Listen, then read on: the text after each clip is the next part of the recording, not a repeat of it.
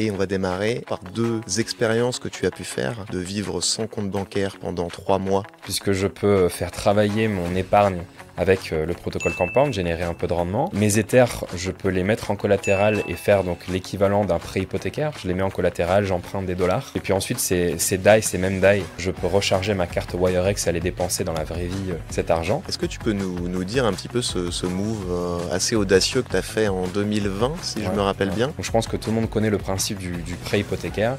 Tu vas à une banque, tu vas acheter un bien immobilier et la banque dit ok, mais on prend l'appartement que vous achetez en garantie. Donc si tu rembourses pas, la banque saisit ton bien immobilier, le revendra et comme ça lui permet d'avoir un risque beaucoup plus bas sur le crédit.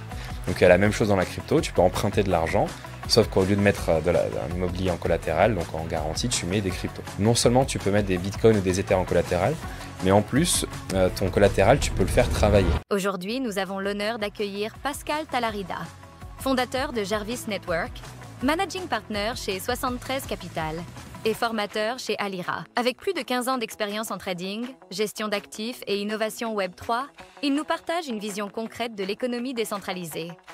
Il a aussi relevé un défi unique, vivre 3 mois sans compte bancaire uniquement grâce à la blockchain. Préparez-vous à une discussion de haut niveau. C'est maintenant, bonne écoute. Si jamais tu devais conseiller une personne qui veut se lancer dans la DeFi ou qui veut approfondir la DeFi, il faut faire les choses étape par étape. Déjà la DeFi, il faut aussi être un peu quand même à l'aise avec l'outil informatique. Et ensuite, commencer petit. Donc qu'est-ce que c'est que l'USDC, comment ça fonctionne. Donc il y a aussi des vidéos là-dessus sur Internet. Et puis ensuite, aller sur AAV, je pense que c'est vraiment la base. Bon, maintenant que je suis content et que je contrôle AAV, qu'est-ce que je pourrais faire? La deuxième étape pour moi, ce serait... Salut Pascal. Salut, comment ça va? Ça va et toi? Très bien. Bienvenue sur le podcast. Merci. Aujourd'hui, on te reçoit pour parler de plein de sujets autour de la finance décentralisée notamment. Et je voulais démarrer par une petite présentation de toi, évidemment. Je vais te laisser te présenter. Et on va démarrer assez rapidement par 2 expériences que tu as pu faire, notamment une de vivre sans compte bancaire pendant 3 mois en utilisant que la finance décentralisée, et une autre où tu as été un petit peu précurseur en faisant ce qu'on peut appeler un crédit lombard maintenant. Et donc tu reviendras un peu plus en détail sur ces deux expériences-là. Mais déjà, est-ce que tu peux te présenter en quelques mots? Je m'appelle donc Pascal, j'ai 38 ans, je travaille avec Alira, qui est donc une école en France pour apprendre la blockchain côté dev, mais aussi côté utilisation. Je travaille aussi pour un fonds, 73 Capital, où du coup je suis gérant, donc on met en place des stratégies de finance décentralisée pour générer du rendement. Et aussi pour Jarvis Network, qui est un protocole de finance décentralisée, où on travaille à générer du rendement avec des stablecoins, mais non dollars, donc des euros, des francs suisses, etc. Et puis voilà, tout simplement. C'est déjà pas mal. Et est-ce que tu peux débuter par revenir un peu sur ton expérience, ton arrivée dans la DeFi, comment est-ce que tu as découvert ça et depuis quand est-ce que tu es dans les cryptos aussi? C'est arrivé de manière super organique. Donc c'était fin 2016 où je commençais à entendre parler de crypto par les personnes avec lesquelles je travaillais. Au début, je vais pas te mentir, j'étais très très réfractaire. Je viens plutôt de la finance traditionnelle, donc comme d'habitude, c'est un peu comme tu sais, le vieux con, ah non, non, je touche pas à ça. Et j'ai mis plusieurs mois avant de vraiment m'y intéresser. Et le jour où je m'y suis intéressé, c'est en lisant en fait des white papers de blockchain qui parlaient déjà à l'époque, en 2017, donc début 2017, de tokenisation. Et donc je découvre la tokenisation immobilière, la tokenisation de devises et de tout aussi, par exemple de royalties, etc. Et je tombe littéralement amoureux de cette idée de tout uniformiser sur une seule plateforme qui est donc une blockchain. Ensuite, comme tout le monde, je commence à spéculer, j'achète mes premières cryptos, je participe à la vague d'ICO, tout se passe bien, le portefeuille explose. Bon, j'ai jamais revendu, mais ça fait partie, je pense que quasiment tout Classique. le monde. Voilà.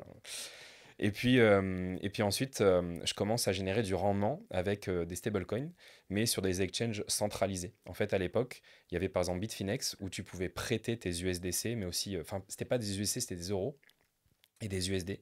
Et tu pouvais les prêter à ceux qui voulaient les emprunter pour faire du trading à effet levier.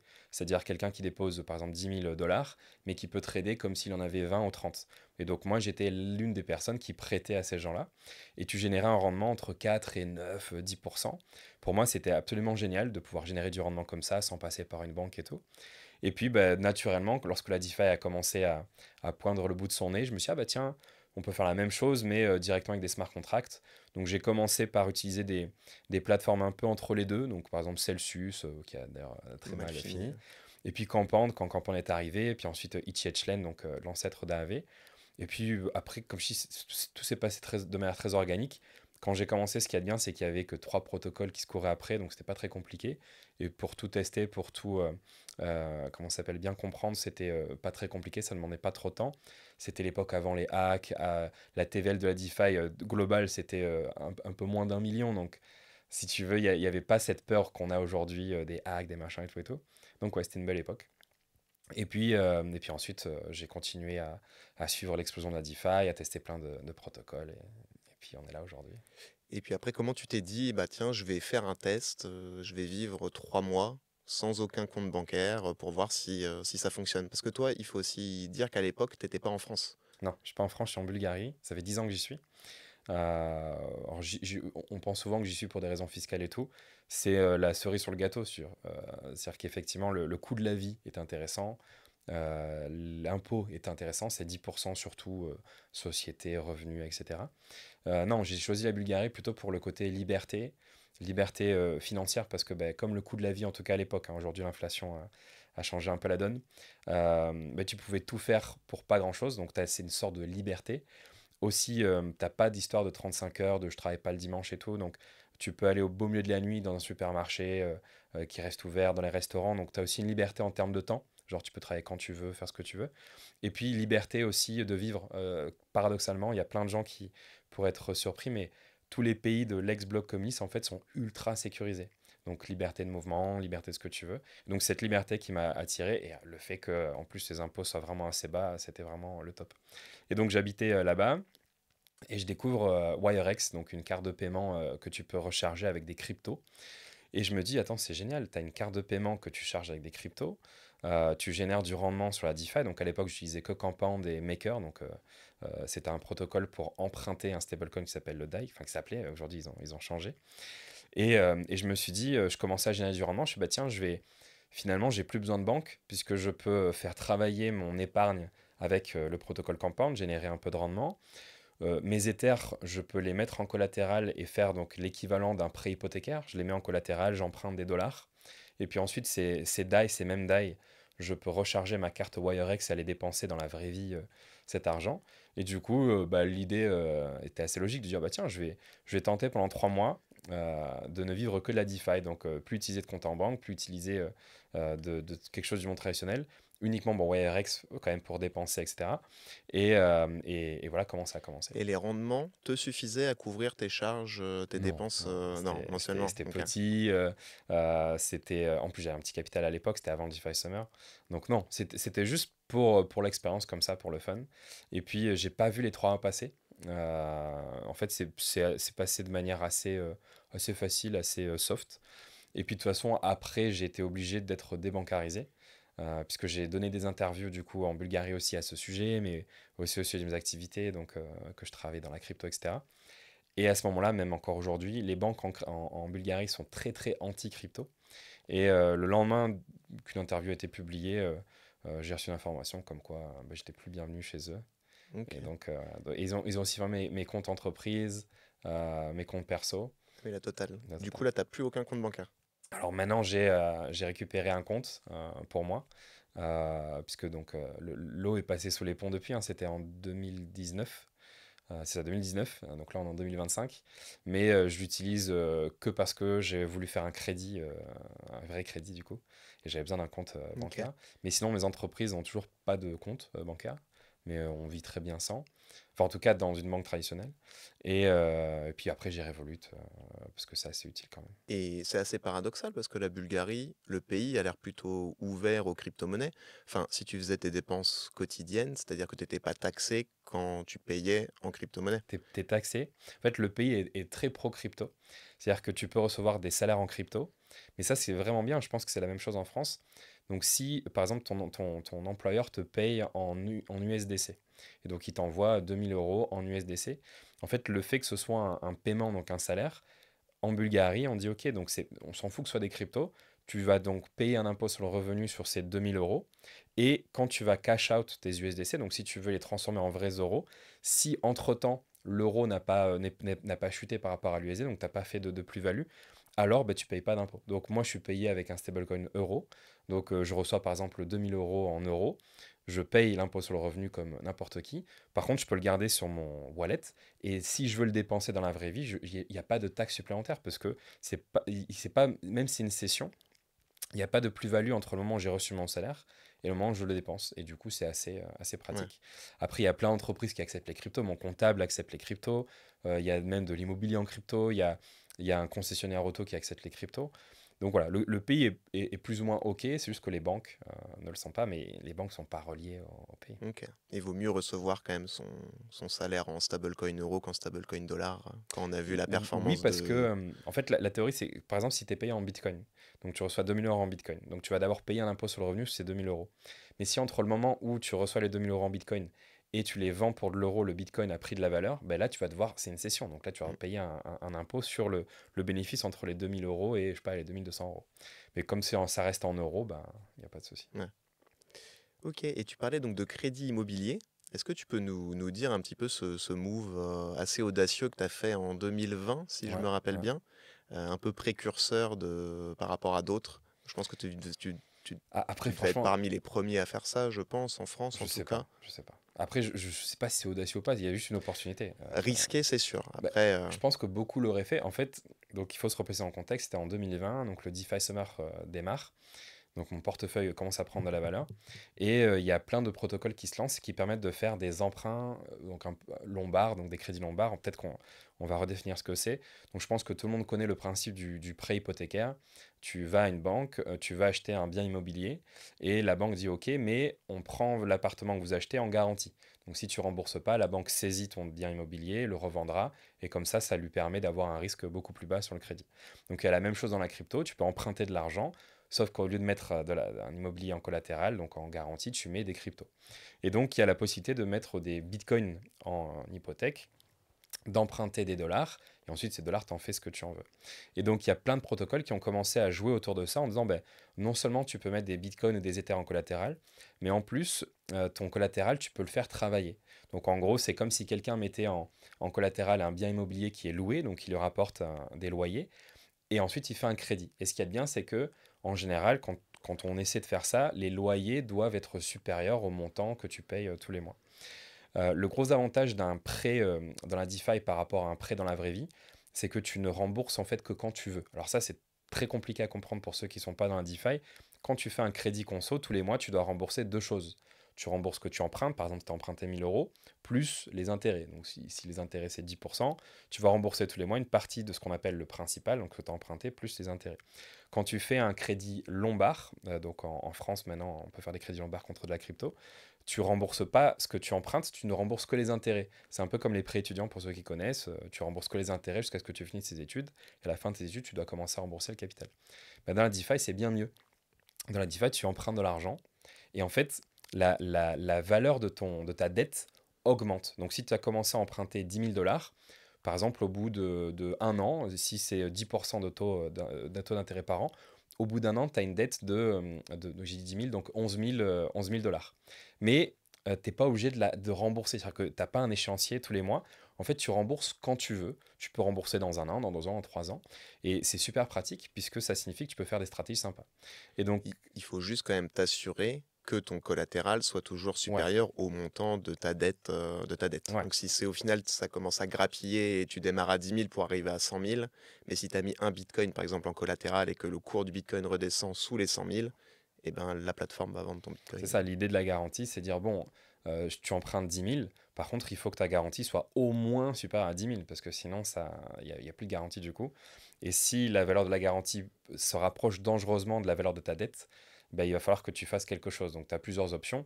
Soit tu rajoutes davantage de garantie pour que la garantie soit toujours supérieure à la dette, soit tu rembourses une partie de la dette, soit tu fais rien. Et si tu fais rien, ben, ta garantie, elle est saisie et elle est vendue pour rembourser du coup le prêteur. Toi, tu perds de l'argent à ce moment-là, puisque ben, ce qu'on appelle une liquidation, tu as une petite pénalité que tu dois payer, donc tu perds un peu d'argent. Mais donc c'est la seule difficulté quand tu fais ce type de prêt, parce que forcément les cryptos c'est assez volatile. Et donc il y avait un protocole qui permettait de faire travailler ces bitcoins et ces ethers, de générer du coup un rendement, tout en empruntant contre ces bitcoins et ces ethers qui généraient un rendement, donc qui était productif. Ça payait pas mal à l'époque, c'était le protocole Abracadabra. Et donc tu pouvais déposer des BTC, Ether et USDT, ça travaillait à 30%. Donc c'est élevé, hein, mais pour ceux qui connaissent la DeFi, c'est pas si élevé que ça. Pour ceux qui connaissent pas, ils peuvent être un peu... On en parlera après d'où viennent Ok. ces rendements un petit peu. Et donc j'ai emprunté un stablecoin qui s'appelait le MIM, que j'ai échangé pour de l'USDC. Et puis bah, c'était l'occasion pour nous, avec ma copine, d'acheter de l'immobilier en Bulgarie. Et on s'est dit, bah, c'est quoi, on va pas vendre nos bitcoins, nos ethers, on va plutôt faire un emprunt. Cet emprunt, on va l'utiliser pour acheter du coup de l'immobilier en Bulgarie. Et puis voilà. Est-ce qu'on a eu la chance que l'on a eue, parce que c'est de la chance, franchement, je savais pas ce qui allait se passer après, c'est que bah, BTC Ether ensuite donc, se sont envolés. Et donc, Parce qu'à l'époque, Bitcoin était sous les 10 000, c'est ouais, ça? c'était sur les 10 000. Ouais. Ouais. Et donc ensuite, les bitcoins s'est envolé. Je pense même qu'il était sous les 5 000 quand on a commencé à peu près. Je me rappelle plus exactement les chiffres, mais sous les 10 000 pour sûr. Ouais. Donc Bitcoin et Ether se sont envolés.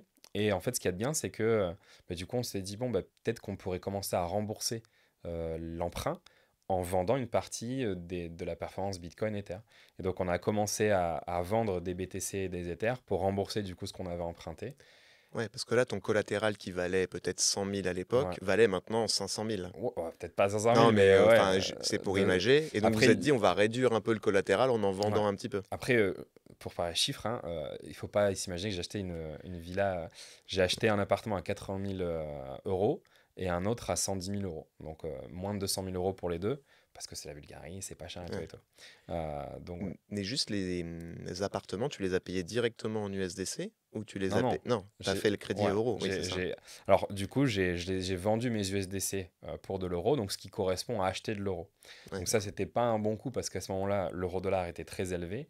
L'euro-dollar ensuite a chuté. Et donc, normalement, en théorie, j'aurais dû racheter du coup ma dette avec des euros, racheter donc plus cher ma dette, puisque l'euro a chuté. Mais comme mon collatéral a pris de la valeur, bah, au lieu de faire ça, et donc de perdre de l'argent, bah, j'ai préféré vendre du BTC et des Ethers pour rembourser du coup la dette. ok, d'accord. Et pendant tout ce temps-là, le collatéral générait aussi des rendements du coup. Oui, parce que j'allais te demander quelle banque a permis ça, mais en fait, même pas besoin Non, pas besoin de de banque, banque, hein. Tu fais au juste ton final. cash out et c'est C'est tout. ça. Ok, d'accord. Et on parlait de 30% de rendement sur le protocole Abracadabra, qui a mal fini, je crois, Ouais, d'ailleurs. ouais. Est-ce que tu peux nous expliquer un peu plus d'où vient le rendement en DeFi? Parce que c'est vrai qu'il y a beaucoup de gens qui se demandent, bah, est-ce que ça ressemble à un Ponzi? Enfin, des fois, on voit des rendements de plusieurs dizaines, voire centaines de pourcents. Mhm. Est-ce que tu peux nous expliquer un petit peu le principe derrière? Alors, tu as plusieurs types de rendements. Tu as les rendements organiques, donc des vrais rendements. Tu as les rendements qui viennent de la demande pour le risque et tout, donc comme dans la finance classique. Et puis, effectivement, tu as des rendements ponziesques, hein, on va utiliser les bons mots. Donc, ce 30%, c'était un pur Ponzi.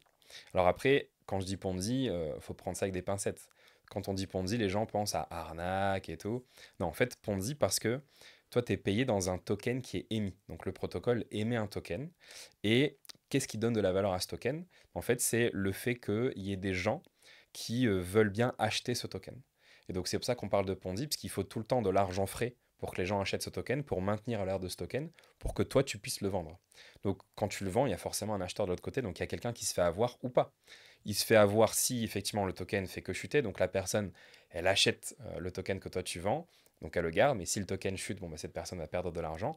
Ou alors toi tu vends le token, puis finalement il y a une demande pour ce token, pour X ou Y raison, donc le token prend de la valeur, et finalement ceux qui l'ont acheté, donc ta contrepartie, sont contents. Bon, dans les faits, la plupart du temps, quand tu as un token qui est émis et que tu vends à quelqu'un, bah, il y a plein de gens qui vendent et du coup le prix ne fait que chuter. Alors la Ouais. question qu'on pourrait se poser, c'est pourquoi est-ce qu'il y a des gens qui seraient prêts à acheter ce token? Ben, c'est là où le système est encore plus ponziesque, parce que donc, ceux qui acceptent d'être la contrepartie, en général, c'est ce qu'on appelle des fournisseurs de liquidité. Donc en gros, on leur dit, bah, écoute, tu achètes ce token, donc c'était le token, Abracadabra, il s'appelait comment ce token? Je me rappelle Mime plus. maintenant? Non, MIM, c'était le stablecoin, mais ils avaient un token, je me rappelle plus, bon, Ah c'est oui. pas grave. Donc, il faut acheter ce token, acheter de l'Ether, le mettre dans ce qu'on appelle une pool de liquidité. Et donc, moi, quand je voulais le vendre, en fait, je le vendais contre les Ethers de quelqu'un. Donc, imaginons que toi, que tu sois un fournisseur de liquidité, tu vas mettre 1000 dollars de ce token et 1000 dollars d'Ether. Moi, j'ai envie de vendre 100 dollars de ce token, je vais te les vendre à toi. Donc je te les envoie, automatiquement le smart contract va me donner à peu près 100 dollars de tes Ethers à toi. Donc toi, tu as un tout petit peu moins d'Ethers, mais tu as un tout petit peu plus de tokens. Si tout le monde fait ça, tu auras de plus en plus de tokens et de moins en moins d'Ethers. Le prix en plus ne fait que chuter, donc tu vas avoir un token, tu auras plus de tokens mais qui vaut moins, et tu auras de moins en moins d'Ethers. Et pourquoi est-ce que tu acceptes de faire ça? Parce que le projet te dit, oui, mais si tu fais ça, je vais te donner aussi ce token. Et en général, le rendement que toi tu vas toucher sera très élevé. Peut-être que tu vas toucher 50-100%, donc tu acceptes de le faire. Mais comme tu récupères 50-100% de rendement d'un token qui fait que chuter, en fait, Et tu perds de puis en l'argent, quoi. plus, ça amplifie généralement parce que ce token-là, tu Et n'as tu le vends, aucun intérêt à le garder, c'est ça. donc toi-même tu le revends, donc ça continue de faire chuter le prix du token Et, par et, rapport à et l'Ether, tout etc. l'intérêt des projets, c'est de dire, OK, on sait qu'il y a cette pression vendeuse. Maintenant, il faut trouver le moyen de donner envie au marché d'acheter le token. Et la seule manière de donner, il y a deux manières de donner envie d'acheter un token. C'est soit de lui donner une utilité, soit de lui donner un rendement, donc une sorte de dividende en fait. Et ça, c'est toute la complexité des protocoles DeFi, c'est de trouver le juste milieu entre utilité et rendement pour que les gens disent, ah ouais, mais attends, si je l'achète, je peux peut-être générer du 5-10-20% par an, donc pourquoi pas. Et bon, ce protocole n'avait pas réussi à le faire, et du coup, Sachant qu'à l'époque, c'était quand même beaucoup plus risqué de pouvoir verser, par exemple, un rendement au détenteur d'un token, parce qu'aux États-Unis, on était soumis au risque d'être qualifié de security, ce ouais, qui maintenant est quand même beaucoup moins risqué avec l'arrivée de Donald Trump, ouais. la signature de tous ces nouvelles lois, etc. Donc c'est vrai que c'était assez compliqué à l'époque. Ok, donc ça c'est une des manières de générer des rendements. Et puis après, tu as ce qu'on appelle quelque chose d'un peu plus organique, où là, il va y avoir des gens qui vont prêter parce qu'il y a d'autres personnes qui veulent emprunter. Si vous appréciez le podcast, mettez un j'aime, commentez, ça nous fait extrêmement plaisir et ça nous soutient. Merci beaucoup. Allez, on reprend. En fait, tout vient de la demande pour le risque, hein. Donc, sur les marchés crypto, c'est un marché financier classique. Donc, il faut oublier, il faut pas trop différencier crypto et finance traditionnelle. Ça reste de la finance. Et donc, dans la finance, tu as toujours deux types d'acteurs. Tu as celui qui veut spéculer et celui qui veut se couvrir. Et donc, ces acteurs-là, ils travaillent conjointement avec un troisième type d'acteur qui est celui qui fournit le service. Donc, celui qui veut spéculer, en général, dans le monde traditionnel, on va utiliser un courtier, un échange. Donc, on va acheter des actions ou alors on va utiliser du trading de produits dérivés, donc avec de l'effet levier, etc. Et on va passer par un courtier, des market makers, etc. Et puis, il y en a qui vont utiliser ces produits pour se couvrir. Par exemple, une boîte internationale qui est en Europe, mais qui doit payer des factures en dollars ou en yuan chinois. Bon, il y a un risque de change et donc ils vont utiliser les produits financiers pour se couvrir de ce risque de change. Ça peut être aussi pour se financer, une entreprise qui doit financer son activité, etc. Ou un État qui émet de la dette pour se financer. Donc on a la même chose dans la crypto, on a des gens qui veulent spéculer, des gens qui veulent se couvrir, des gens qui veulent se financer et tout et tout. Et donc aujourd'hui, il y a toute une infrastructure pour permettre à ces gens de faire ce qu'ils veulent, donc spéculer, se couvrir et tout et tout. Et ce qu'il y a de bien, c'est que à la différence de la finance traditionnelle, dans la DeFi, tout le monde peut être un fournisseur de services. Donc moi, je peux être prêteur pour quelqu'un qui veut se financer ou qui veut spéculer.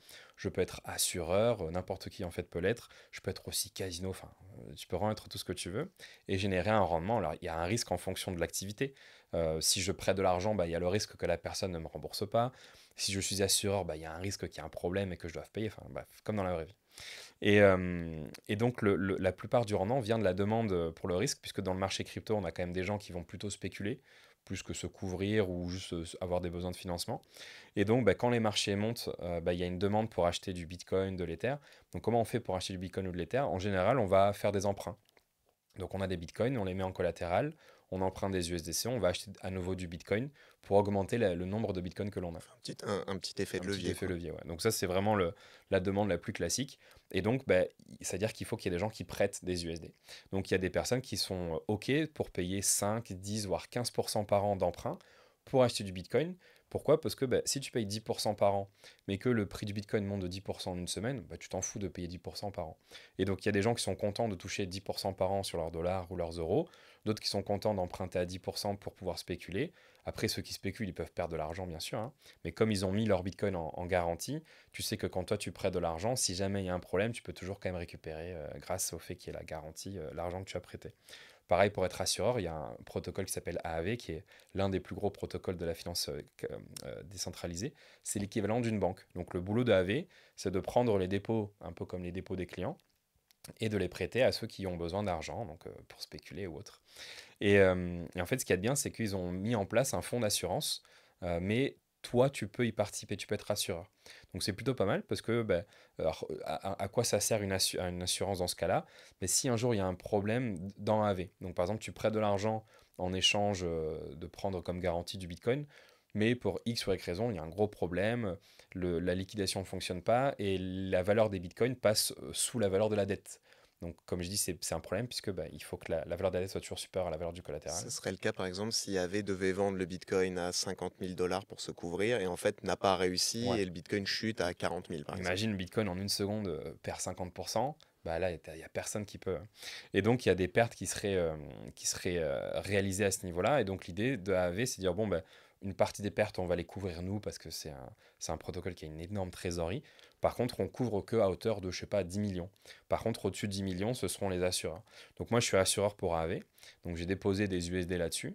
Et ben, donc, si demain, il y a un problème sur AAV, ben, une partie de l'argent que j'ai déposé sera utilisée pour rembourser les pertes. Mais comme AV, c'est assez solide, ils ont quand même un bon track record en termes de risque. Mais pour moi, c'est une stratégie low risque d'être assureur pour eux et de te payer entre 9 et 15% pour ça. Sur de l'USDC, du Ouais, stablecoin dollar, USDC, quoi. USDT et tout et tout. Ouais. Donc là, c'est du vraiment purement organique, hein. En fait, les personnes qui empruntent, elles vont payer un taux d'intérêt et une partie du taux d'intérêt est distribuée du coup à ceux qui prêtent et une autre partie est distribuée à ceux qui sont aussi assureurs. Donc là, c'est purement un rendement organique qui est encore une fois alimenté par la demande. Et cette demande-là, tu disais, varie beaucoup, puisqu'en période de bull market, effectivement, il y a quand même beaucoup plus de demandes, enfin, de personnes qui veulent emprunter des fonds. Et en période de bear market, ça reste quand même un petit peu plus calme. Toi, c'est quoi tes stratégies quand on rentre un petit peu dans une période un peu plus calme? Tu as des stratégies que tu utilises régulièrement ou est-ce que tu fais des choses un petit peu plus complexes pour améliorer les rendements? Non, je fais quasiment la même chose qu'on soit en bull ou en bear market. La différence, ça sera bien sûr le rendement. En bull market, les rendements peuvent vraiment s'envoler. En bear market, ils sont beaucoup plus bas. Après, moi, je fais des stratégies qui sont un tout petit peu plus compliquées. Ce qu'on appelle du delta neutral. Mais le delta neutral, ça vient aussi de la demande pour le marché. Donc, il faut encore une fois, faut se replacer un peu dans le contexte et la compréhension du trading à effet levier. Donc, quand tu prends un trade à effet levier, en réalité, c'est un pari. Donc l'idée est toute simple, tu as deux personnes, donc toi et moi, et tous les deux on va mettre sur la table une somme. Donc on va mettre par exemple 1000 euros. Et je vais dire, ben, moi je te parie que l'Ether contre le dollar va monter, et toi tu dis, tu paries l'inverse. Et donc si j'ai raison, bah, du coup je récupère tes 1000 euros, et si j'ai tort, tu prends 1000 euros. Mais la somme maximale que je peux perdre, c'est 1000 euros, et toi pareil, la somme maximale que tu peux perdre, c'est 1000 euros. Moi, le trading FLV, c'est pareil. Tu vas déposer 1000 euros sur une plateforme de trading, et la plateforme de trading va te dire, bah, maintenant tu peux prendre des paris à la hausse ou à la baisse. Donc tu peux parier sur la hausse de l'Ether ou la baisse de l'Ether, peu importe. Et tu peux parier avec une somme supérieure à ce que tu as déposé. Donc si j'ai déposé 1000 euros, la plateforme va me dire, tu peux parier comme si tu avais déposé, par exemple, 10 000 euros, donc 5 fois plus. Par contre, si tu ne peux perdre que 1000 euros. Donc, si tu prends un trade donc avec un effet levier de 5, donc tu achètes pour l'équivalent de 10 000 euros d'une position sur l'Ether USD, et donc si l'Ether USD monte de 1%, tu gagnes donc 1% mais sur 10 000 euros, ce qui est du coup 5 fois plus grand enfin 10 fois plus grand que les 1000 euros que tu as déposés. Par contre, c'est la même chose si ça descend. Si l'Ether perd 1%, bah, du coup tu perds 1% de 10 000 euros, et donc bah, ça sera prélevé sur les 1000 euros que tu as déposés en garantie. Et donc la question c'est, ok, quand je gagne, qui est-ce qui me paye? En fait, quand tu gagnes ce pari, ben, celui qui va te payer, c'est soit toi qui as pris le trade inverse, donc toi tu pensais que ça allait descendre, mais des fois, il y a personne qui a parié à la baisse, donc il faut prendre l'argent ailleurs. Et donc, ben, ces protocoles qui permettent aujourd'hui de faire du trading à effet levier vont demander à d'autres gens de dire, est-ce que ça vous dirait de prendre la contrepartie des traders qui tradent en effet levier? Et donc le deal est le suivant, la plupart du temps, quand il y a un acheteur, souvent il y a un vendeur de l'autre côté, parce que c'est comme ça. Et donc les pertes des uns peuvent compenser plus ou moins les gains des autres. Mais ce n'est pas tout le temps le cas. Des fois, les gains des autres ne peuvent pas être compensés par les pertes, donc il faut bien qu'on paye les gagnants. Et donc toi, en fait, c'est un peu comme un casino. Tu dis, bon, ben moi, je vais payer les gagnants. Mais ce qu'il y a de bien, c'est que le trading à effet levier crée plus de perdants que de gagnants. En fait, à partir du moment où tu trades avec un effet levier, quel que soit le support, hein, que ce soit la crypto, les indices, les actions et tout, comme Généralement, dans le trading, il y le a plus de trading, perdants voilà. que de gagnants. En plus, oui, mais surtout avec de l'effet levier, quoi. Ouais. Parce qu'en fait, l'effet levier, comme je t'ai dit, c'est comme ça multiplie tes gains, mais aussi tes pertes. Donc, une toute petite variation et tu peux cramer ton Alors que la compte. crypto, c'est déjà ultra volatile. Voilà. Alors en plus, si tu multiplies, c'est important Enfin, faut faire de l'effet de levier que si vraiment on est très expérimenté, honnêtement. Je pense pas. Enfin, toi, tu recommandes à personne, même, je pense, de faire du trading à effet de levier.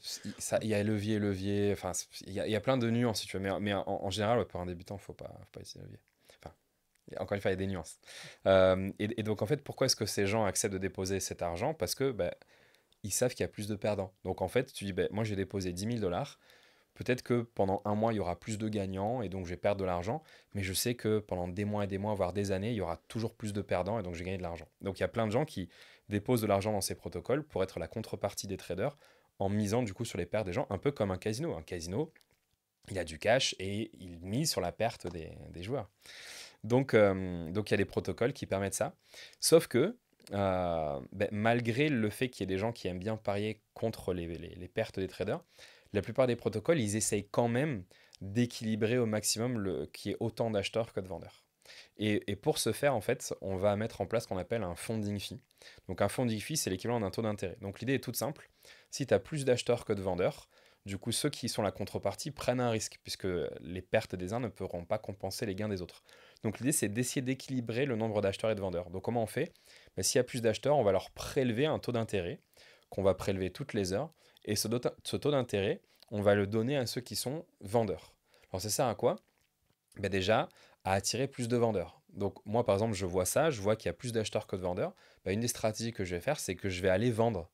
Pourquoi? Parce que ben, en vendant, je vais toucher du coup un taux d'intérêt qui est payé par ceux qui sont à l'achat. Alors bien sûr, plus on se rapproche de l'équilibre et plus ce taux d'intérêt est et moins ce taux d'intérêt est intéressant et plus l'équilibre est déséquilibré et plus le taux d'intérêt est important. Oui, c'est logique, ils mettent un taux plus important pour Ouais. attirer plus de monde s'il y a vraiment beaucoup moins de vendeurs que C'est ça. d'acheteurs, par exemple. Du coup, moi, j'accepte d'équilibrer. Donc, si le marché monte, j'accepte de perdre de l'argent. Mais, bien évidemment, je ne veux pas vendre. Donc, au même moment que j'apporte une position vendeuse pour équilibrer ce protocole, pour aider ce protocole à atteindre cet équilibre, ben, en fait, je vais acheter. Donc, imaginons que j'ouvre une position à la vente en disant, ben, moi, je vais parier sur la baisse de l'Ether et je vais être payé 10% par an pour le faire. Ben, si j'ai vendu pour 10 000 $ d'Ether, au même moment, je vais acheter pour 10 000 $ d'Ether, ce qui fait que ce que je perds sur la vente, je le gagne sur l'achat, et donc c'est ce qu'on appelle être neutre au marché. C'est-à-dire que quel que soit le mouvement du marché, ben, ce que je perds ici, je le gagne là, et inversement, ce que je gagne ici, je le perds là. Et donc je gagne mes 10% à gauche. À droite, les Ethers que j'ai achetés, je les fais travailler pour aussi gagner 5, 6, 10%. Et donc en tout, j'arrive à générer du 10-15% sur ces stratégies. Donc ça, c'est ce qu'on appelle des stratégies de neutre marché, d'alter neutral. Donc, comment est-ce que tu gagnes de l'argent? En faisant travailler les Ethers que tu achètes à côté? Alors il y a deux manières, enfin il y a plusieurs manières, mais il y a deux manières que j'apprécie particulièrement. La première, en fait, c'est ce qu'on appelle faire des boucles à effet levier. Donc l'idée est toute simple. Les Ethers, tu vas les stacker, mais sur un protocole qui va te donner un token. Donc par exemple Lido. Donc tu déposes ces Ethers sur Lido. Lido va confier tes Ethers à des validateurs. Eux, ils vont donc valider les transactions sur la blockchain, en échange de quoi ils vont toucher deux types de rendements, l'inflation de l'Ether et, si le validateur a été choisi, les frais de transaction du bloc. Et donc, à peu près, ça génère en ce moment entre 2,8 et 3% par an.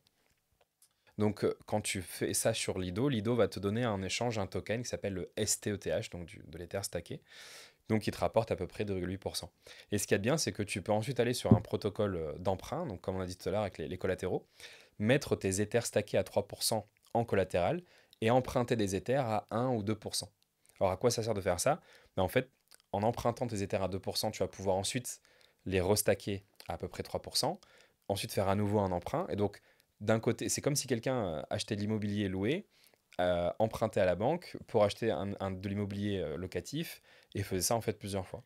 Ouais, et que les loyers couvrent le Bien montant sûr. de l'emprunt. Ouais. Les mêmes les dépassent et donc tu gagnes un petit peu d'argent à Et chaque donc fois. en faisant ça, en fait, à chaque boucle, tu gagnes à peu près 1%. Alors après, le truc, c'est que c'est pas comment on appelle ça, un money glitch, genre infinite money. Parce qu'en fait, à chaque fois que tu empruntes, il faut pas oublier qu'on doit emprunter toujours moins que ce que l'on met en collatéral. Donc si au début tu mets 1 000 $ de collatéral, tu vas emprunter par exemple 900 $. Ensuite, ces 900 $, tu vas les stacker. Ensuite, tu mets 900 $ en collatéral, tu empruntes 800. Et ce qui est risqué aussi en plus, c'est que donc quand tu déposes ton Ether sur Lido, tu vas avoir un STETH.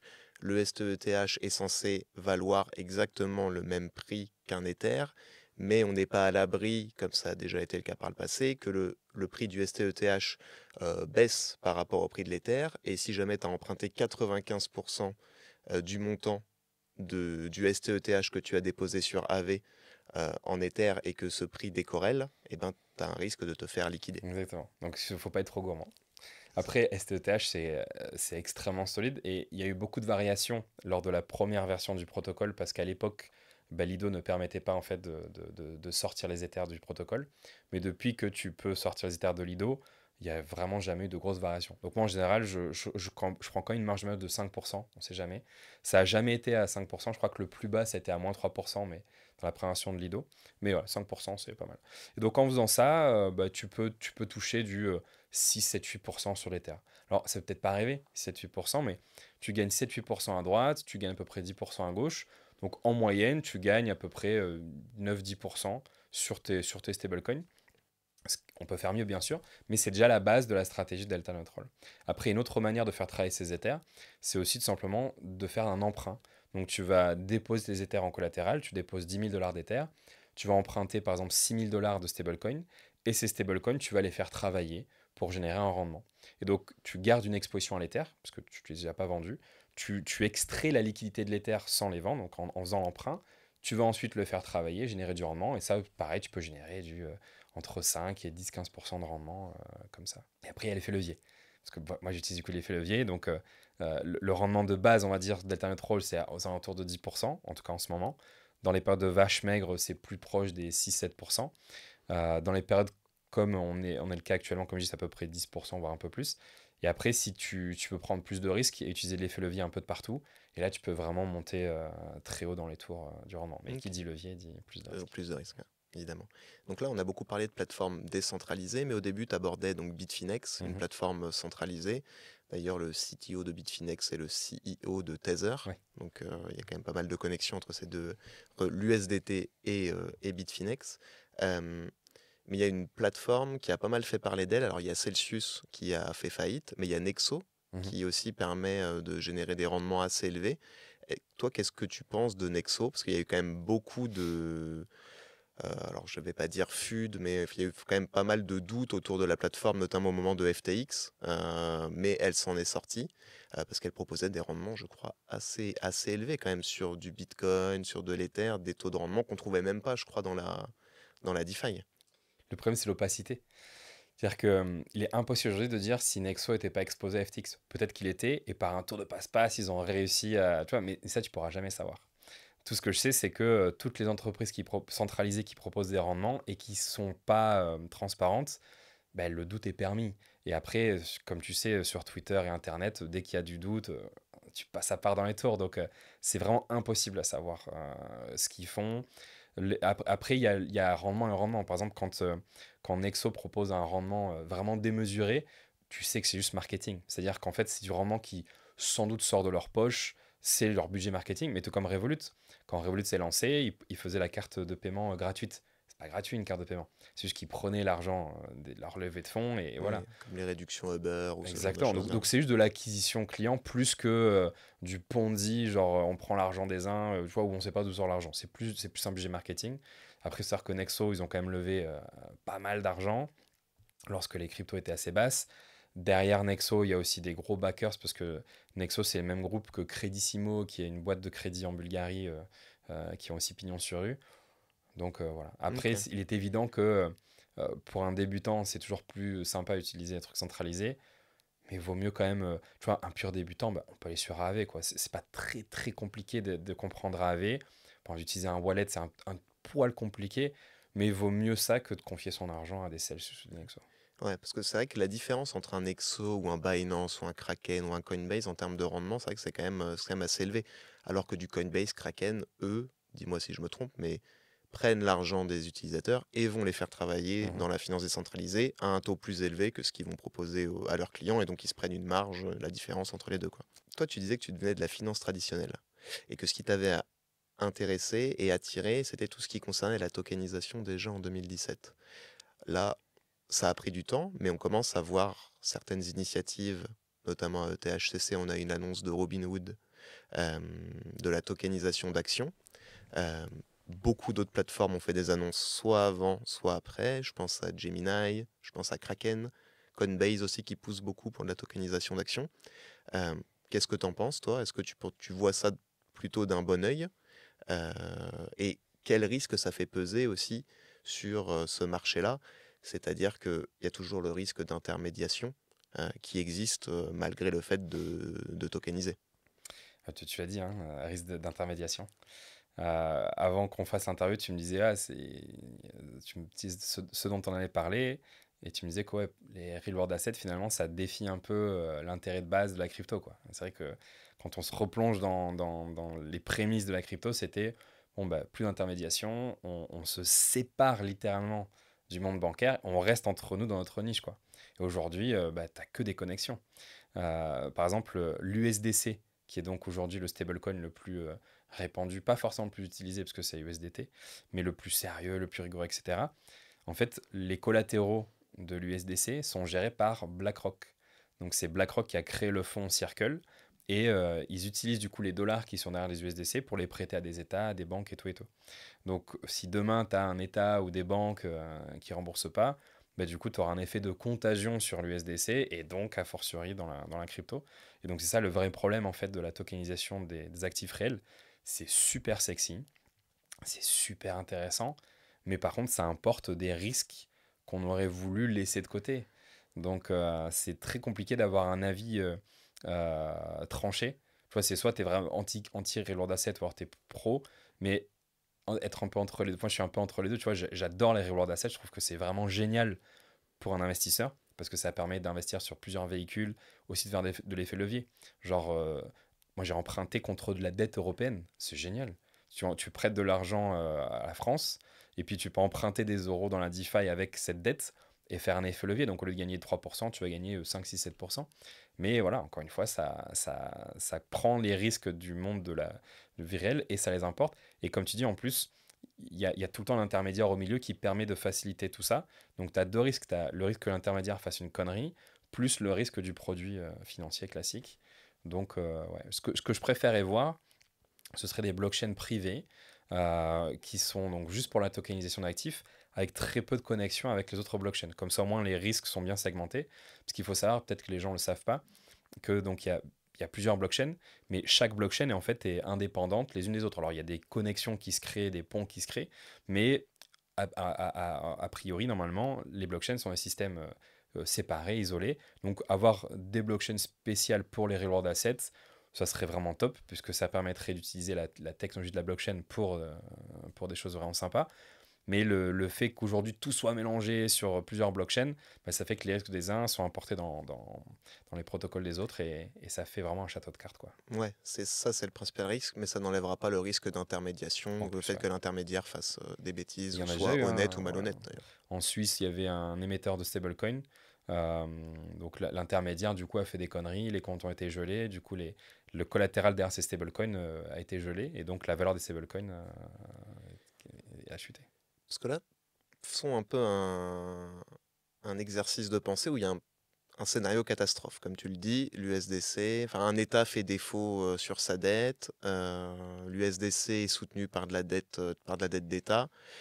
Est-ce que tu peux nous décrire un petit peu quels enchaînements ça pourrait entraîner dans la finance décentralisée avec toutes les interconnexions qu'il y a autour des stablecoins? Alors, c'est déjà arrivé, en plus, puisqu'il y a eu un gros risque sur l'USDC il y a 2 ans, je crois, 2, 3 ans. Citibank Ouais. Valais, c'est ça? Donc, qu'est-ce qui va se passer? Donc, bon, déjà, bon, les probabilités qu'un État fasse faillite. Enfin, si demain les États-Unis font défaut, on va dire, le dernier de nos problèmes, c'est ce qui va se passer dans la DeFi. Mais pour l'exercice de pensée, donc l'USDC, la valeur, pourquoi est-ce que les gens pensent qu'un USDC vaut $1? Parce qu'on sait que derrière, il y a effectivement un vrai dollar, ou en tout cas un dollar qui est prêté aux États-Unis et normalement qui nous sera rendu à la fin du prêt. Si les États-Unis et autres, il n'y a pas que les États-Unis, USDC prête aussi à des banques, BNP Paribas, Goldman Sachs, etc. Donc si ces banques ou ces États font défaut, imaginons qu'ils fassent défaut sur 10%, c'est-à-dire qu'il y aurait plus que 90% de la vraie valeur de l'USDC qui existe. Donc l'USDC sur la blockchain ne devrait plus valoir $1, mais devrait valoir 90 centimes. Et du coup, qu'est-ce qui va se passer? Ben, tous les protocoles qui utilisent l'USDC comme collatéral vont avoir soit un problème, soit pas de problème. Donc en fait, il y a deux types de manières de pricer de l'USDC, c'est-à-dire de donner un prix. Le premier, c'est de considérer l'USDC, c'est égal à 1 dollar. Donc il y a des protocoles qui disent, ben, pour moi, un USDC est égal à 1 dollar. Donc même si demain, l'USDC vaut 90 centimes, en réalité, pour ce protocole, il dira non, non, pour moi, ça vaut toujours 1 dollar. Donc là, ça ouvre la porte à des arbitrages qui peuvent être néfastes pour le protocole. Parce que si effectivement le protocole pense que ça vaut 1 dollar, mais qu'en réalité ça vaut 90 centimes, mais il y a des gens qui vont pouvoir peut-être acheter de l'USDC à 90 centimes, aller voir ce protocole et dire hey, regarde, ça vaut 1 dollar. Le protocole dit ah ok, bah, si ça vaut 1 dollar, alors je peux te donner je sais pas, un autre dollar d'actif. Et du coup, tu vas pouvoir voler l'argent de ce protocole.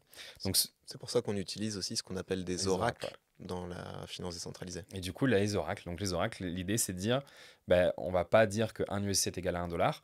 On va regarder à combien l'USDC se trade sur plusieurs places de marché. Et on va faire une moyenne. Et cette moyenne, on va la donner à la blockchain. Donc, il faut savoir que la blockchain, comme je dis, ce sont des systèmes fermés. Et donc, la blockchain ne sait pas quel est le prix des actifs. Donc, on a besoin des oracles. Un oracle, c'est en gros une entité qui va regarder régulièrement le prix d'un actif et qui va le mettre sur la blockchain, littéralement le mettre, l'inscrire en disant voilà, aujourd'hui à telle heure, le prix de l'USDC c'était 99,9 centimes, etc. Et donc les oracles vont répertorier le prix à 90 centimes. Et donc tous les protocoles qui utilisent les oracles vont correctement pricer ce prix-là. Par contre, c'est-à-dire que la valeur que ces protocoles sécurisent s'ils utilisent l'USDC, tout va perdre 10%, ça peut créer des liquidations en cascade, et finalement, ça va pas détruire la DeFi, mais il y aura une énorme perte de valeur, beaucoup de gens qui vont perdre de l'argent, des protocoles qui se feront complètement rect, donc qui vont à zéro, et ce sera un scénario catastrophe. Après, là où c'est intéressant, c'est peut-être pour ceux qui ont emprunté justement de l'USDC, ils auront remboursé 10% de moins. Uniquement si tu l'as vendu. C'est-à-dire que si tu empruntes de l'USDC et que tu le vends pour autre chose et que ça se casse la gueule, t'es content. Mais si tu le gardes et que tu le fais travailler, pour toi, c'est pareil, quoi. Ouais. Et justement, là, la finance traditionnelle est en train de... Alors, je ne sais pas si on peut dire que la finance traditionnelle est en train de manger, on va dire, la crypto, ou est-ce que la crypto s'infiltre dans la finance traditionnelle, chacun son point de vue. Mais à terme, toi, comment est-ce que tu vois cette cohabitation finance traditionnelle, finance décentralisée? Est-ce que tu vois deux mondes différents où on aura un monde où tout sera vérifié, c'est-à-dire tous les acteurs qui participent à cette finance décentralisée-là devront être vérifiés, c'est-à-dire faire un KYC, savoir d'où viennent les fonds, qui tu es, etc. Et d'un autre côté, une finance décentralisée, vraiment décentralisée, où on sera uniquement pseudonyme, etc. etc. Ouais, ce que tu as dit, je pense pareil. Donc, et pour moi, il y aura toujours une niche de gens comme toi et moi qui utiliseront la DeFi, un peu les hardcore users. Par contre, il y a deux choses qu'il faut prendre en considération. Déjà, c'est la complexification de la DeFi. C'est-à-dire que quand moi j'ai commencé, comme j'ai dit, il y avait 3 protocoles qui se courent après, c'était vraiment simple, quoi. Tu déposes tes USDC sur Compound, tu génères du rendement, c'est fini. Ensuite, avec le DeFi Summer, c'était pas très compliqué. C'était surtout des pools de liquidités. Donc, il fallait déposer 2 stablecoins ou de l'Ether et tu gagnais de l'argent à blinde. Et puis voilà. Aujourd'hui, la DeFi est devenue extrêmement complexe. Tu as des protocoles super compliqués. Tu as des centaines de stablecoins, mais vraiment des centaines de stablecoins. Aujourd'hui, tu as 150 stablecoins sur Pendle, par exemple. Donc, tu as des protocoles comme Pendle qui permettent de créer des produits structurés vraiment compliqués. Et aujourd'hui, du coup, Madame Michu, parce qu'on dit souvent, un jour, Madame Michu, ce sera sur la DeFi. Et maintenant, Madame Michu est à des années-lumière d'utiliser la DeFi. C'est devenu trop compliqué. Et donc, ce qu'on remarque, c'est que tu n'as pas d'interface pour simplifier la DeFi. Alors, tu en as quelques-unes, des wallets, machin et tout. Ça existe. Mais la tendance aujourd'hui, c'est la professionnalisation de la DeFi. Alors, ça passe par deux choses. Soit des fonds ou des professionnels de la gestion qui vont proposer leurs services à des investisseurs en disant confiez-moi votre argent et je vais l'investir dans la DeFi. Donc, nous, c'est ce qu'on fait au Luxembourg avec 73 Capital. Ou alors, tout sur la blockchain. Donc, ce qu'on appelle des vaults. Donc, par exemple, tu as Lagoon, je suppose que tu connais, et autres. En fait, tu vas confier tes fonds à un smart contract et ce smart contract est géré par un gestionnaire de fonds. Et ce gestionnaire de fonds va déployer les stablecoins et autres dans différentes stratégies DeFi. Et du coup, ça permet à n'importe qui de s'exposer au rendement DeFi sans faire quoi que ce soit. Et donc aujourd'hui, tu as vraiment cet écosystème de gestion de fonds qui explose. Et donc tu as toute la finance traditionnelle, les gestionnaires de fonds qui commencent à se déployer là-dessus. Tu as de plus en plus de TradFi guys qui lancent leurs propres fonds sur la blockchain. Moi aussi, c'est ce que je veux faire d'ailleurs. Je suis en train de travailler là-dessus pour avoir un fonds on-chain plutôt que, comme on l'a au Luxembourg, c'est un fonds plutôt traditionnel qui investit dans la crypto. Et donc ça, c'est la première chose. Et la deuxième chose, du coup, c'est ce dont tu parlais, donc Robinhood qui tokenise les actions, etc. Donc pour moi, il y a pas deux finances qui s'opposent, et non pas deux finances qui se complètent, c'est juste deux finances qui vont juste merger. Je vois pas comment ça peut être, comment il peut en être autrement. Ça va pas se faire du jour au lendemain. C'est pas demain qu'on n'aura plus qu'une seule finance qui utilise les techs et les actifs des uns et des autres. Ça va se faire progressivement, mais il n'y a aucune raison que ça s'arrête, ni d'un point de vue de la régulation, ni du point de vue de la technologie. Donc pour moi, dans 5-10 ans, énormément d'actions se traderont sur la blockchain, donc H24. Robinhood commence déjà dès maintenant. Il sera suivi par d'autres personnes. Les comptes épargne seront sur la blockchain. Les paiements seront sur la blockchain. C'est que déjà, il y a des boîtes aujourd'hui en France qui utilisent les stablecoins pour faire des paiements internationaux. Leurs clients ne le savent pas. Mais en réalité, quand tu regardes sous le capot, bah, ce sont des stablecoins. Il y a des boîtes qui le font pareil en Irlande. Je connais une boîte en Irlande qui utilise par exemple des stablecoins pour payer leurs prestataires. Les prestataires ne le savent pas. Ils reçoivent des euros, mais ça coûte moins cher de passer par la DeFi que de passer par les banques. Et tu penses, toi, que toutes les boîtes lanceront leur stablecoin ou auront leur propre stablecoin pour justement faire peut-être travailler leur trésorerie, Ouais. générer davantage de rendement, etc. Je vois pas comment ça peut être autrement en fait. C'est-à-dire qu'encore une fois, tu auras toujours des frais réfractaires, mais après, il faut aussi bien penser que tous les jeunes d'aujourd'hui, demain, ils seront quoi? Soit chef d'entreprise, soit CFO, soit quoi que ce soit, on s'en fout, mais ils vont travailler dans des boîtes, ils vont être politiciens. Et donc, tous les jeunes aujourd'hui qui utilisent la DeFi et qui naissent avec la DeFi et qui voient comment ça fonctionne, bah, au bout d'un moment, ils vont insuffler toutes ces idées dans leur société. Et donc, oui, un jour, quasiment toutes les boîtes auront leur propre, peut-être pas leur propre stablecoin parce que ça serait du grand n'importe quoi, mais par contre, beaucoup de boîtes vont tokeniser leurs actifs. Par exemple, il y a des boîtes comme Centrifuge aux États-Unis qui aident les entreprises à tokeniser mais tous les actifs, genre des factures. Tu sais, des fois dans les grosses boîtes, les factures sont payées au bout de 3 mois ou 6 mois ou 9 mois. Et donc, tu as des boîtes qui aident les entreprises à tokeniser leurs factures en disant, bah, tiens, si tu seras payé dans 6 mois 1 million d'euros, enfin 1 million de dollars, bah, on va tokeniser ça, on va faire un emprunt sur la DeFi, et le collatéral, ça sera bah, dans 6 mois, il y aura le paiement du million. Donc toi, tu empruntes aujourd'hui 1 million, tu vas payer un taux d'intérêt, mais comme ça, tu as du cash aujourd'hui. Tu prends ce prêt directement via DeFi, et ça existe aujourd'hui, hein, ce que je dis. Centrifuge travaille avec. Il y a aussi une boîte comme Maple, peut-être que tu connais, qui permet aussi de faire ça. Et Je ne savais pas que Maple permettait de faire ça. Mais il y a quand même un risque de défaut un de paiement, risque, bien du sûr. coup. Du Bien coup, tu sûr. dois emprunter certainement Ouais. moins que le montant Non, de ta facture. ces boîtes-là font une sorte de ce qu'on appelle une due diligence, c'est-à-dire qu'elles vont analyser les sociétés qui veulent emprunter de l'argent en mettant en collatéral des factures ou des actifs de leur boîte. C'est pas juste Et n'importe elles ont quelle peut-être PME. des équipes aussi en interne qui sont chargées d'aller Ouais. recouvrir les paiements, etc. Ouais, il y a tout un aspect légal et Ouais. tout. Mais ce que je veux dire, c'est que demain, la plupart des boîtes utiliseront les stablecoins pour leurs paiements internationaux. Euh, Même si elles ne le savent pas, encore une fois. Ouais, parce que pour revenir juste sur les factures, je crois que c'est la cause de la fermeture d'un nombre incalculable de petites structures en Ouais, France, ouais, et même dans le monde, j'imagine, c'est vraiment les impayés, ouais, ou les paiements à plus 90 jours. ouais, Les entreprises qui n'ont pas assez de fonds de roulement, en fait, sont obligées de fermer. c'est Donc ça. ça, il y a vraiment un intérêt très clair, Énorme. à ça. Ouais. Après, dans la vraie vie, tu as des boîtes qui font ça. Tu as des boîtes qui financent ceux qui ont des factures qui seront payées plus tard. Ou, par exemple, pour les agents immobiliers, ça existe aussi. Genre, tu sais, les agents immobiliers, ils touchent leur commission des mois et des mois, des fois après. Bon, ben quand même, le mec, il a besoin de vivre. Donc, il y a des boîtes qui permettent de dire, bah, écoute, si tu vas toucher une commission de 15 000, je te prête 15 000 et un taux d'intérêt X, et puis tu me rembourseras quand tu... Donc, ça existe dans la finance classique, mais c'est beaucoup de paperasse, c'est c'est le parcours du combattant. Alors que Les là, dans taux la doivent DeFi, être plus élevés aussi, et les taux j'imagine, plus parce que plus élevés. d'intermédiaires, Donc non, tout le monde utilisera la DeFi. Et c'est vrai qu'on a l'impression aussi qu'en DeFi, on réinvente tout, etc. Mais en fait, quand tu discutes avec des gens de la finance traditionnelle, tu te rends compte que c'est des choses qui existent déjà depuis très Ouais, longtemps en finance trad, mais qui sont un petit peu adaptées ouais. en finance décentralisée. En fait, la DeFi, ça utilise la blockchain. La blockchain, c'est une technologie qui permet de rendre les process beaucoup plus simples, autonomes, automatisés, automatiques, tout ce que tu veux, et beaucoup plus efficients. Donc, les paiements internationaux, ça existe déjà. Le fonctionnement pour envoyer de l'argent à l'étranger d'un pays à un autre en utilisant la blockchain, c'est quasiment le même que d'envoyer de l'argent à l'étranger en passant, enfin, c'est même le même qu'en passant par les banques. Sauf que comme ça passe par la blockchain, tu n'as pas d'intermédiaire, tu as des solutions, enfin, tout est automatisé. Par exemple, si on prend l'exemple du paiement si on a le temps, quand tu veux faire un paiement international avec une banque, comment ça se passe? Donc tu dois confier, donc tu donnes 1000 euros à la banque. La banque elle dit OK, c'est pour envoyer de l'argent au Brésil. Donc la banque va appeler son partenaire au Brésil en disant bah voilà, on a quelqu'un qui veut faire enfin j'exagère, hein, mais on a quelqu'un qui veut faire un virement de 1000 euros, est-ce que tu peux filer l'équivalent en réal au destinataire?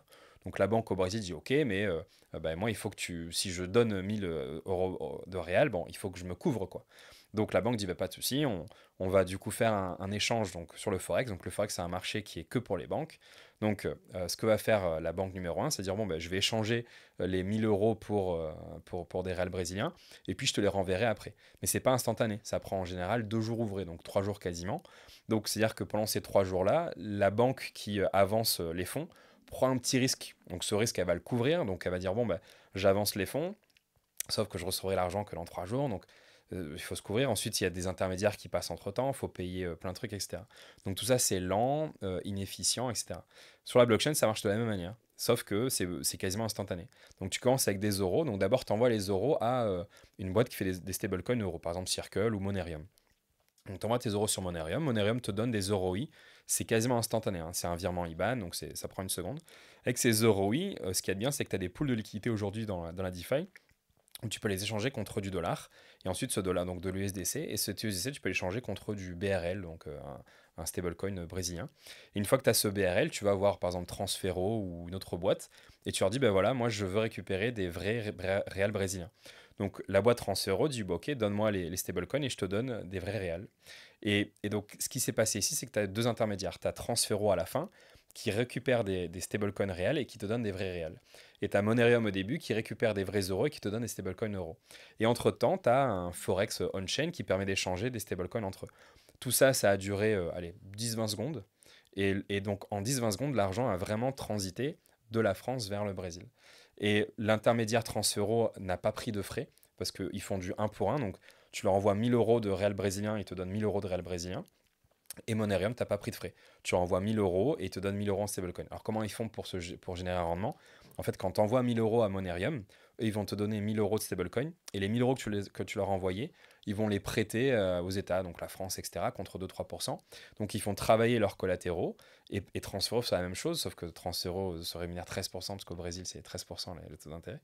Et donc voilà. Et ensuite, tu as les fournisseurs de liquidités donc, qui permettent d'échanger les euros sur la blockchain contre les réels brésiliens, qui eux vont toucher des frais de transaction et qui vont aussi de faire quelques arbitrages pour récupérer leurs fonds si jamais il y a des Twitter.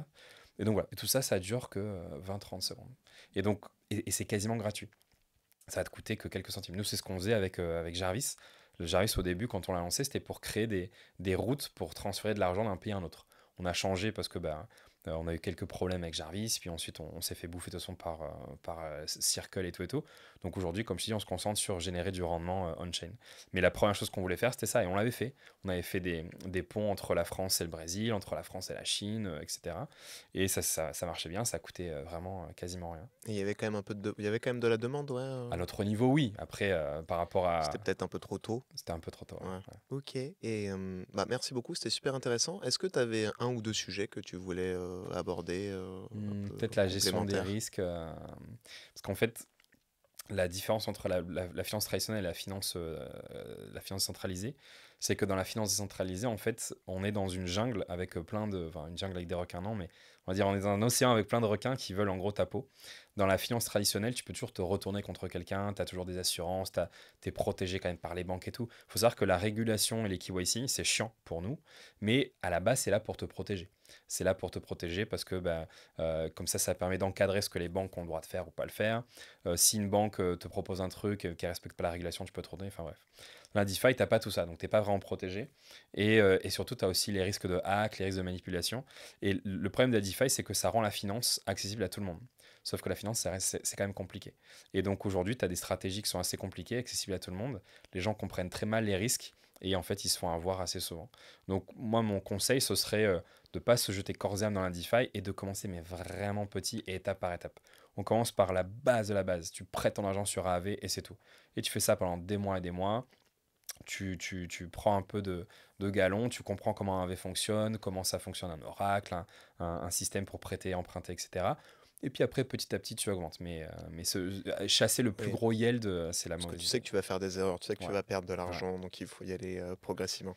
Et dans la DeFi, plus que dans la finance classique, la phrase ne pas mettre tous les œufs dans le même panier n'est jamais aussi vraie que dans la DeFi. Il faut vraiment bien dissocier son capital parce que un jour, il y aura un problème.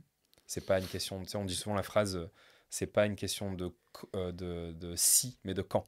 C'est-à-dire qu'un jour, il y aura un problème. Mais si tu dissocies ton capital vraiment bien, bah, les problèmes sont cantonnés à une partie toute petite de ton capital.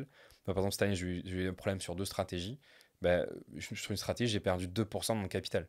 Bon, ça m'a fait chier, mais voilà, je suis pas à la rue. Par contre, si j'avais pas respecté ma gestion du risque, j'aurais peut-être pu perdre beaucoup plus. Et voilà.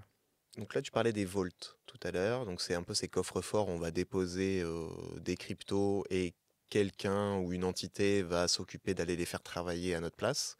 Euh, Comment tu vois l'émergence un peu de l'IA? Est-ce que tu penses qu'il y aura des choses un petit peu automatisées, des projets qui vont réussir à automatiser nos placements dans la DeFi pour aller générer le plus de rendement? Quels sont les avantages pour toi et les risques ou les inconvénients là-dessus? Alors moi, je ferais pas confiance à une IA pour mes rendements, parce que bah, déjà, l'IA, faut la former. Par contre, ce que j'aimerais voir et ce qui existe de plus en plus, c'est que des IA peuvent aider le gestionnaire. Par exemple, donc moi je gère mes fonds, je gère les fonds d'investisseurs, les fonds de ma boîte, et c'est vraiment un boulot à temps plein. Alors encore une fois, soit tu gères tes fonds en dépendant sur AAV et t'es tranquille. Moi je fais quand même beaucoup de stratégie, je suis assez impliqué, donc c'est vraiment un boulot à temps plein. Et il y a plein de tâches rébarbatives ou de trucs qu'une IA pourrait faire, par exemple. On pourrait le faire aussi en programmant un robot, tu n'as pas besoin d'une IA. Ça aussi, c'est un autre débat, mais, mais ouais, une IA pourrait m'aider à automatiser pas mal de tâches ou à faire des trucs genre, ah bah tiens, fais gaffe, il y a un problème sur stablecoin ou j'ai lu ça sur Twitter, peut-être qu'il faudrait faire ça. Et donc l'IA pourrait préparer une transaction et moi, j'aurais plus qu'à la signer. Donc je vois ça plutôt comme dans la vraie vie. L'IA, c'est là pour t'assister, mais pas vraiment pour remplacer Ouais, faire l'être de humain. la veille, Ouais. pouvoir regarder en temps Je réel, suis oui. pas bullish sur l'IA qui remplace ces trucs. Je pense que ça arrivera pas vraiment. En tout cas, pas aujourd'hui, quoi. Après, comme tu disais, il y a IA et IA en fait. Ouais, ouais. C'est souvent de l'automatisation plus que de l'intelligence artificielle. Mais ouais, tout ce qui est agent IA, toi, tu y crois assez peu, ou en tout cas pour de l'accompagnement. C'est une bulle, quoi. Après, tu vas me dire, la Big Crypto, c'est pas une bulle. Mais ce que je veux dire, c'est que les agents IA, la manière dont ils sont présentés aujourd'hui, il y a vraiment une bulle en pensant que ouais, demain, les agents IA vont gérer tous vos investissements, vos wallets et tout et tout. Euh, Moi, je préfère que ça reste un assistant. Ça, j'y crois à fond. En tant qu'assistant, super. Mais pour gérer tout à ta place, non. Ok. Il y a un niveau de confiance quand même qu'il faut garder le contrôle à un moment donné. Peut-être que dans 5, 10, 20 Peut-être, ans, peut-être. on y arrivera. Ça, Mais l'avenir je nous le pense que dira. j'aurais toujours, parce que je me suis déjà posé la question, je pense que j'aurais toujours cette petite peur. Parce que si une IA devient vraiment self-conscious, tu vois ce que je veux dire? Avec la Euh, super ouais. intelligence. Est-ce qu'elle pourrait pas aussi dire, ok, bah tu sais quoi, je vais lui prendre son argent, je vais faire ci, je vais faire là, ou alors je vais manipuler, je vais utiliser son argent pour manipuler à droite, pour gagner de l'argent à gauche, enfin tu sais pas. Donc c'est pour ça que je veux pas que les IA aient le contrôle sur mon argent. Je veux bien qu'elle m'aide, qu'elle me mâche le travail, qu'elle me prépare les transactions. Ensuite, moi, je vérifie, je valide. Mais je pense pas que même si demain l'IA est ultra évoluée, je dormirai tranquille sachant que c'est une IA qui gère en gros mes finances, tu vois. Je préfère avoir quand même la main mise. Ouais, je comprends. Après, toi, tu es dedans depuis très Aussi, longtemps. ouais. Pour les Ouais. nouveaux arrivants, je pense que c'est assez confortable de se dire j'ai juste à appuyer sur un Ouais. bouton et on me génère du rendement. Mais après, tu as déjà évoqué certaines stratégies qui permettent de générer quand même du rendement Mhm. de manière assez intéressante. Bon, après 15%, on le disait sur du dollar. Bon, quand on voit la perte du taux de change entre Ça, c'est un euro-dollar, problème. il faut aussi prendre en compte ça. Parce qu'en DeFi, sur de stablecoin euro, il n'y a pas grand-chose, il y a pas Oui, mais grand-chose à faire, non? après, il n'y a pas grand-chose à faire. Alors, il y a plusieurs choses à considérer. Donc déjà, tu peux acheter un stablecoin euro, le mettre sur AAV et emprunter de l'USD. Et donc, tu vas garder ton exposition à l'euro. L'euro sur AV, en ce moment, ça rapporte 2-3%. J'ai lu en plus qu'il allait bientôt avoir des incentives, donc enfin, un peu plus d'argent pour ceux qui déposent. ou qui empruntent, on verra. Et ensuite, tu empruntes de l'USDC à 4-5%. Donc, comme tu gagnes 3% et que tu empruntes à 4-5%, tu as une petite perte. Mais ensuite, ces USDC, tu les fais travailler et tu vas générer du coup un rendement. Moins que si tu étais que en dollars, mais tu génères ton rendement. Après, tu peux aussi prendre des positions de couverture. Par exemple, il y a un protocole comme Gains Network qui a le Forex en décentralisé. Et donc, tu peux déposer 1000 USDC, ouvrir une position à effet levier sur l'euro-dollar. Donc, en gros, tu vends tous tes euros pour acheter des dollars et en même temps, tu ouvres une position longue sur l'euro-dollar, donc à la hausse. Et comme ça, tu es couvert sur les risques de change. Ou alors, tu prends la décision de dire bah, je m'en fous. C'est-à-dire que oui, cette année, l'euro-dollar a pris 18% à un moment donné, mais si ça dépend en fait comment tu considères les choses. Si pour toi, moi, comment je vois les choses, c'est que mon capital, c'est un outil. Donc c'est-à-dire que mon capital, il prend et il perd de la valeur. Mais je ne vends pas mon capital. Je ne vis pas avec les hausses et les baisses de mon capital. Bien sûr, je suis très content quand le capital monte. Moi, je vis du coup du rendement de mon capital. Donc, quand l'euro-dollar monte de 18%, mon capital en dollars, il a perdu 18% en euros. Donc, j'ai perdu de l'argent. Mon capital a perdu de l'argent cette année, mais il a aussi perdu de l'argent avec les cryptos qui ont chuté. Mais je m'en fous. Moi, ce qui m'intéresse, c'est les rendements. Et donc, les rendements, j'utilise pour vivre au quotidien. Alors, effectivement, les rendements sont moindres parce que ben, si je fais 20% de rendement, mais que ben, l'euro-dollar est monté de 18%, ben, forcément, en euros, j'ai un peu moins d'argent. Mais c'est pas trop grave. Donc, encore une fois, je m'en fous que l'euro-dollar monte ou descende par rapport à mon capital parce que je ne touche pas à mon capital. Mais c'est aussi pour ça que, on en parlait tout à l'heure, en ce moment, je veux peut-être être all-in crypto, donc uniquement BTC, Ether et peut-être du Sol et tout, et emprunter du coup des stables en USD et les faire travailler. Parce que comme ça, finalement, je m'en fous de l'euro-dollar. J'ai mon capital qui est en Bitcoin et en Ether. Alors, quand les cryptos descendent, bon, ben, mon capital prend une belle pelle et puis je gagnerai moins d'argent, mais j'ai l'habitude maintenant. Et puis quand les cryptos montent, eh ben, j'emprunte davantage et je génère davantage de rendement. Et je pense que c'est une stratégie qui me convient moins. C'est pas une stratégie que je conseille aux gens, mais c'est ce que je veux faire en tout cas. Ok. Ouais, c'est une stratégie. Tu te dis, de toute façon, sur le long terme, le Ouais, prix du Bitcoin c'est ma conviction. Ouais. montera et est amené à monter, effectivement. C'est ma conviction. Ouais. Ok. Dernière question. Si jamais tu devais conseiller une personne qui veut se lancer dans la DeFi ou qui veut approfondir la DeFi, qu'est-ce que tu lui conseillerais comme ressources, livres, articles à lire, Ah, par je quoi sais est-ce qu'on pas. démarre? Alors, tu as dit AV, Ouais, tu démarres par ouais. AV, tu apprends à utiliser un wallet, démarrer sur AV, et après, est-ce que tu as d'autres conseils ou de personnes à suivre Alors je ou- connais bizarrement, je connais rien en fait. Je connais pas de ressources en fait. Parce que comme moi j'ai appris sur le tas, je pourrais pas te conseiller un truc que j'ai lu ou quoi. J'imagine qu'il y a des tonnes de vidéos sur YouTube, des tonnes de mecs sur Twitter, enfin X, qui sont vraiment très bons et pédagogues, mais je pourrais pas te dire qui parce que je les connais pas, je les suis pas. Donc je serais très mauvais conseiller là-dessus. Le seul conseil que je donnerais par contre c'est la pratique. Et donc ouais, en fait, il faut faire les choses étape par étape. Déjà la DeFi, il faut aussi être un peu quand même à l'aise avec l'outil informatique et être conscient des risques de sécurité informatique. Donc il faut avoir une bonne hygiène informatique. Donc il faut déjà commencer un peu à se former là-dessus. Qu'est-ce que c'est qu'une clé privée? Qu'est-ce que c'est qu'une ledger? Comment ça fonctionne? Qu'est-ce que c'est qu'un wallet plurisignature, enfin multisignature? Et ensuite, ouais, commencer petit. Donc qu'est-ce que c'est que l'USDC? Comment ça fonctionne? Donc il y a aussi des vidéos là-dessus sur Internet. Et puis ensuite, ouais, aller sur AV, je pense que c'est vraiment la base. Et commencer par AV. Et ensuite, petit à petit, monter en disant, bon, ben, maintenant que je suis content et que je contrôle AV, qu'est-ce que je pourrais faire? La deuxième étape pour moi, ce serait être assureur de AV. Donc d'abord, tu es prêteur de AV. Ensuite, quand tu maîtrises, tu deviens assureur de AV. Et puis quand tu es assureur de AV, tu dis comment est-ce que je fais pour gagner plus d'argent? Là, tu commences à étudier Pendle, par exemple. Et donc, tu essaies de comprendre comment ça fonctionne le fixed income. Parce que sur Pendle, tu peux faire travailler ton assurance d'AV pour gagner encore plus d'argent. Moi, là, je suis assureur de AV, mais pas sur AV. Je suis assureur de AV sur une surcouche de Pendle, mais qui me permet de gagner plus d'argent que, tu vois, je ne sais plus comment je génère, mais un truc comme 15 ou 20%. Et donc, tu vois, petit à petit, tu augmentes. Et à chaque niveau, il faut que d'abord que tu maîtrises le niveau d'avant et que tu apprennes à utiliser le nouveau protocole. Donc, Pendle, comment ça fonctionne. C'est ultra compliqué à comprendre Pendle, donc il faut avoir du temps. Mais une fois qu'on a compris comment ça fonctionne Pendle et qu'on l'utilise, on est content parce qu'on génère davantage de rendement. Et l'étape encore supérieure, c'est de dire, bon, bah, maintenant que je maîtrise Pendle, bah, je vais faire maintenant du levier avec Pendle.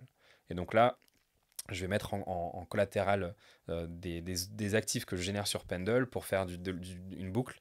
Et donc, tu vois, c'est vraiment graduel. Donc, on reprend, tu commences par prêter sur AV, ensuite assureur, après tu vas sur Pendle avec ton assurance, puis après tu fais du levier via Pendle et et morpho ou AV, et voilà.